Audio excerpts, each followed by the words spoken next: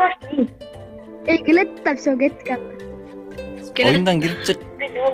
YouTube'га келип мен деген жаңы видео тартып баштаганда мен ойлогон эмесмин биздин каналда 50 000 подписчик болот. Время покажет, как ты играешь. Давайте, өзүнүн духун көрөлүчү. Жана лайкыңарды аябагыла достор. Ушундай видеолорду дагы чыгарайынбы, чыгарбайынбы айта кеткиле. Видео кандай деп ойлосоңор, видео короче. Кандай кездер эле. Баары YouTube'га ушулар үчүн кирчү. Эми азырчы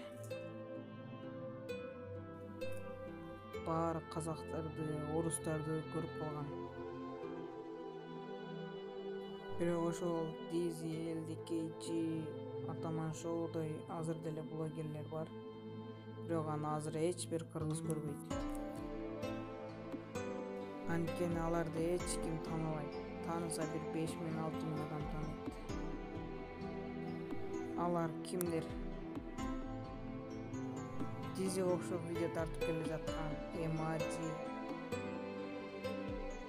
Атаман Шоуга окшоп видео тартып келе жаткан Эрман.